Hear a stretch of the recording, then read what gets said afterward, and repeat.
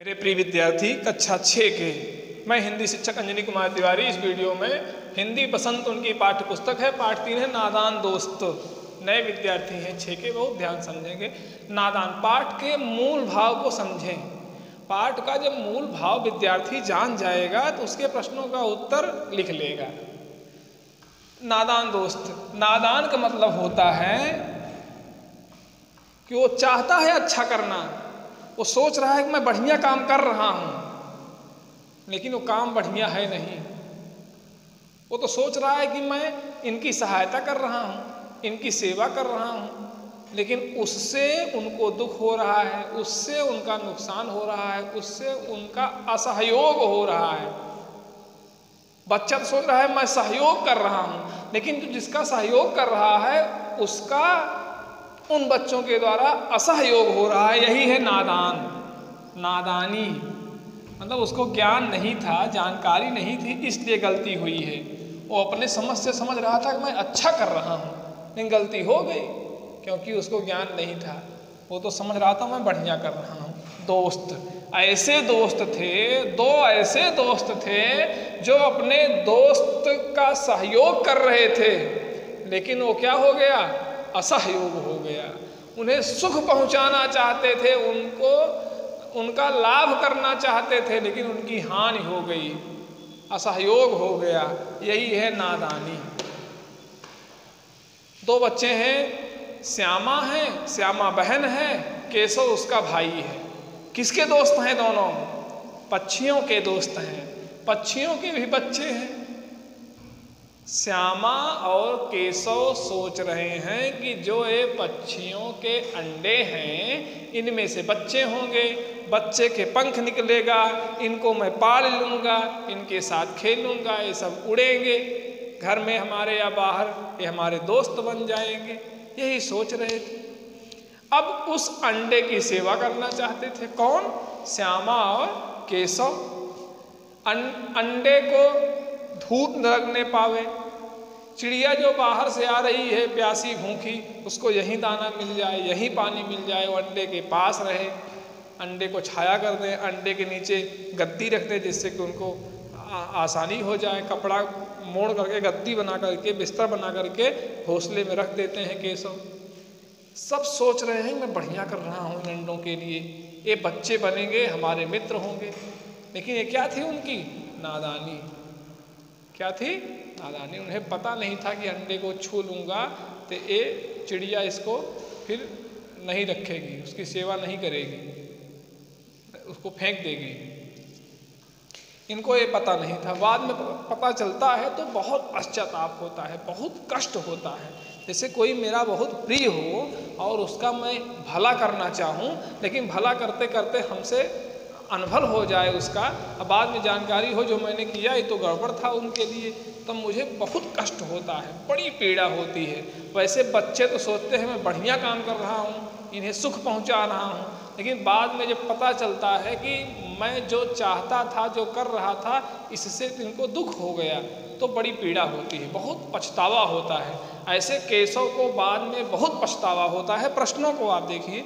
नादान दोस्त आप समझ गए होंगे। पूरे पाठ को पढ़िएगा, मन से पढ़िएगा। नए विद्यार्थी हैं कक्षा 6 के हमारे, मन से पढ़ेंगे पूरे पाठ को, बिल्कुल समझ में आ जाएगा। मुंशी प्रेमचंद हैं इसके लेखक, बहुत ही अच्छे लेखक हैं मुंशी प्रेमचंद। कौन इनको नहीं जानता? हिंदी साहित्य में मुंशी प्रेमचंद बहुत अच्छे कहानीकार, बहुत अच्छे उपन्यासकार, इनको उपन्यास सम्राट कहते हैं। बहुत अच्छी कहानी लिखी है मुंशी प्रेमचंद। नादान दोस्त। प्रश्न को मैं बताने चल रहा हूँ।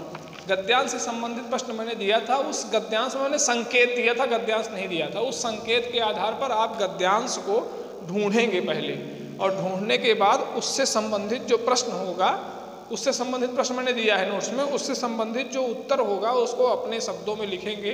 किताब के गद्यांश से सेम वही पंक्तियाँ नहीं उतारेंगे उत्तर में। उत्तर में अपने शब्दों को लिखेंगे, भाव समझ लेंगे पुस्तक से, पुस्तक पढ़ करके उस पाठ के भाव को समझ करके अपने शब्दों में उत्तर गद्यांश के प्रश्नों का लिखेंगे। पाठ पर आधारित प्रश्न देखिए, इसमें कहानी से भी है और अनुमान कल्पना भी है, भाषा की बात है, तो भाषा वाला व्याकरण संबंधित है। इसको आप व्याकरण में जो पढ़े हैं तो व्याकरण वाला आपको व्याकरण में लिखना है, इसमें नहीं लिखना है। ये जो बसंत की कॉपी आप बनाएंगे उस कॉपी में आपको केवल कहानी से, या लेख है तो लेख से, कविता है तो कविता से, केवल उन्हीं प्रश्नों का उत्तर लिखना है। और उसके लेख के आगे या कहानी के आगे अनुमान, कल्पना, भाषा, इन सब प्रश्नों का उत्तर कॉपी में नहीं लिखना है। परीक्षा में 2 तरह के प्रश्न पूछे जाएंगे, एक गद्यांश पर आधारित और एक पाठ पर आधारित। तो पाठ पर आधारित जो लेख से 3 प्रश्न हैं उन्हीं को लिखना है। पहला प्रश्न है कि अंडों के बारे में केशव और श्यामा के मन में किस तरह के सवाल उठते थे, वह आपस ही में सवाल जवाब करके अपने दिल को तसल्ली क्यों दे दिया करते थे। तो अंडों को देख करके उनके मन में यही सवाल उठते थे कि ये अंडे जब फूट जाएंगे, माने इन अंडों से बच्चे निकलेंगे और उन बच्चों के फिर पंख निकलेंगे और वह बच्चे फिर उड़ेंगे। यही उनके मन में सवाल उठते थे। इसको आप प्रश्नों का उत्तर लिखते समय पहले पाठ में देखिएगा कि इस प्रश्न से संबंधित उत्तर किस गद्यांश में है, उसको पेंसिल से आप रेखांकित कर लीजिए कि इस गद्यांश में इस प्रश्न का उत्तर छिपा है। और उसके बाद उस गद्यांश को पढ़िए और इस प्रश्न का उत्तर क्या होगा इसको समझिए, अपने शब्दों में उसका उत्तर लिखिए। जैसे एक है कि अंडों के बारे में केशव और श्यामा के मन में किस तरह के सवाल उठते थे, वह आपस ही में सवाल जवाब करके अपने दिल को तसल्ली क्यों दे दिया करते थे। तो शुरू में इसका जो गद्यांश है